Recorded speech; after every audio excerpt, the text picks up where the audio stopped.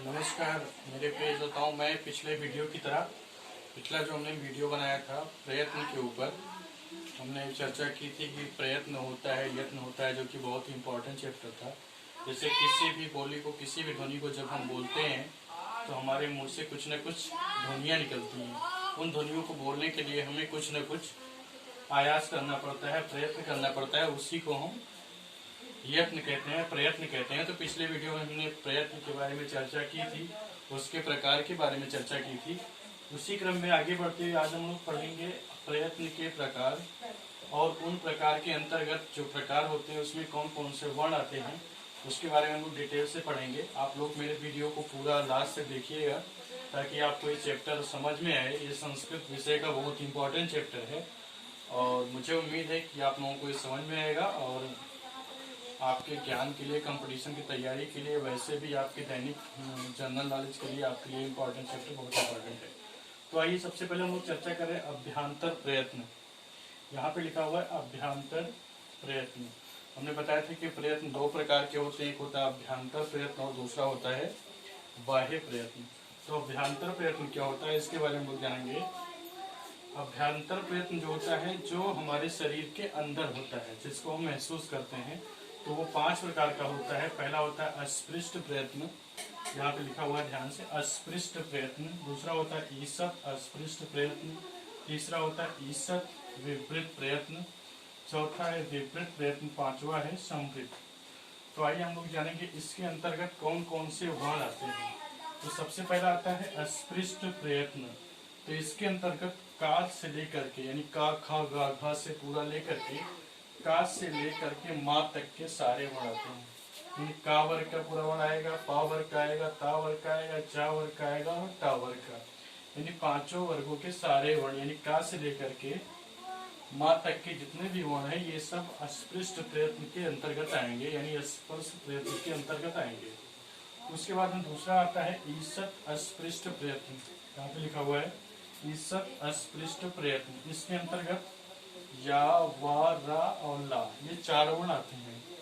ईसत अस्पृष्ट के अंतर्गत 4 वर्ण या, वा, रा और ला।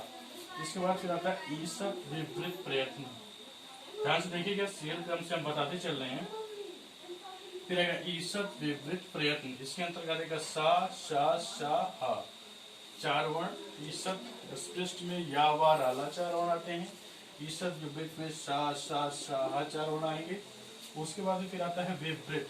विपरीत के अंतर्गत सारे स्वर आ जाएंगे, जितने भी स्वर वर्ण होते हैं संस्कृत व्याकरण में, जैसे छोटा, बड़ा, छोटी, बड़ी, छोटा, बड़ा, री, ए, आए, ओ, आओ, जितने भी वर्ण हैं वो सारे वर्ण विपरीत प्रयत्न के अंतर्गत आएंगे।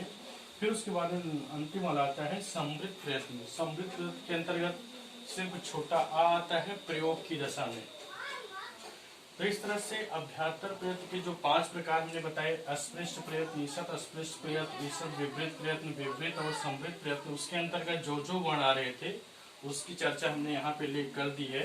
पहला अस्पृष्ट प्रयत्न, का से लेकर के माँ तक के, ईसत अस्पृष्ट या, वा, रा, ला, ईसत विपरीत सा, शा, शाह, विपरीत छोटा पूरा संपूर्ण स्वर आएंगे और संवृत में अर्ध स्वर का प्रयोग आएगा। उसके बाद में फिर आता है बाह्य प्रयत्न। इसी क्रम में आगे बढ़ते हुए हम पढ़ेंगे बाह्य प्रयत्न के बारे में। अब ये हो गया अभ्यांतर प्रयत्न के 5 प्रकार हो गए। फिर आता है बाह्य प्रयत्न। बाह्य प्रयत्न वो होता है जो हमारी बाहरी रूप में प्रकट होता है। वो 11 प्रकार का होता है, जिसके नाम यहाँ पे लिखे हुए हैं, आप लोग ध्यान से देखेंगे।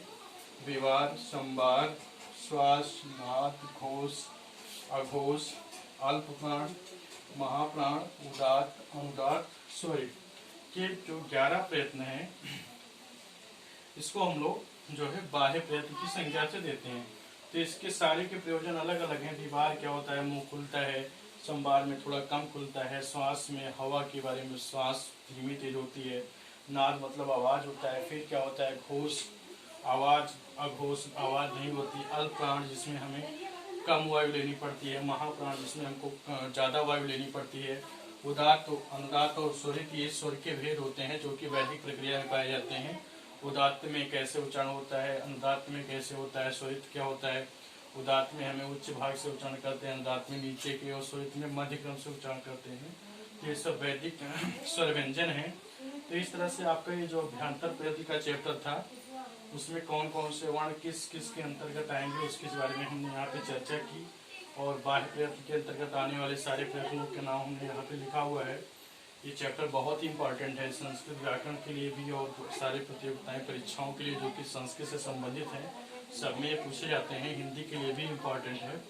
तो इस तरह से आपका ये चैप्टर आज का अभ्यंतर प्रयत्न, बाह्य प्रयत्न वाला, उसके अंतर्गत आने वाले वर्ण, उसकी परिभाषा, ये सारे चैप्टर आपका कंप्लीट हुआ।